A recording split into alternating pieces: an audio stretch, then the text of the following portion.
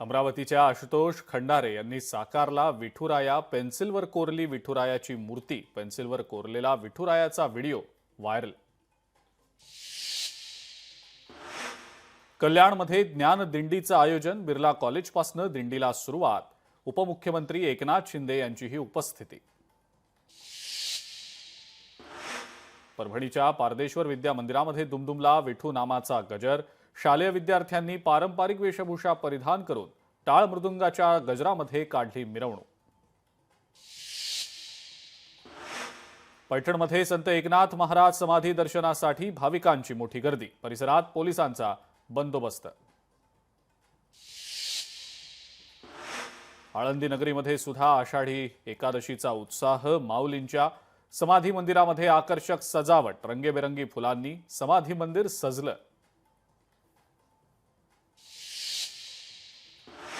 पालघर जिल्ह्यामध्ये मुसळधार पाऊस। जिल्ह्याला पावसाचा ऑरेंज अलर्ट।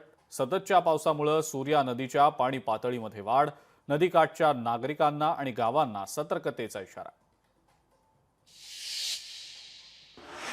रत्नागिरीच्या लांजामधील खोर्निन्को धबधब्यावर पर्यटकांना बंदी।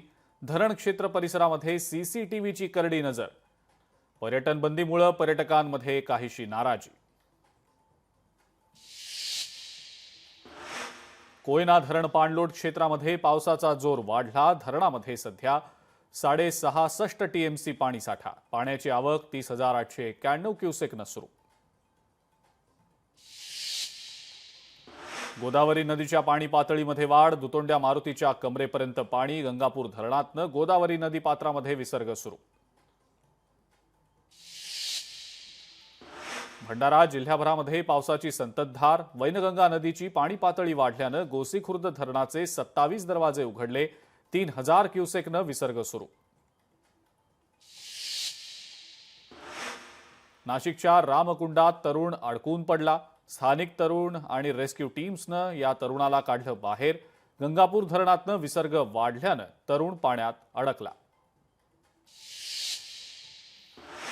आणि पुण्यामध्ये आईवडिलांच्या वादात मुलीची विक्री केल्याचा धक्कादायक प्रकार। 40 दिवसांच्या मुलीची 3.5 लाख रुपयांमध्ये केली विक्री। 6 जणांना अटक। लोकशाही मराठी ऐका, पहा, जागरूक रहा।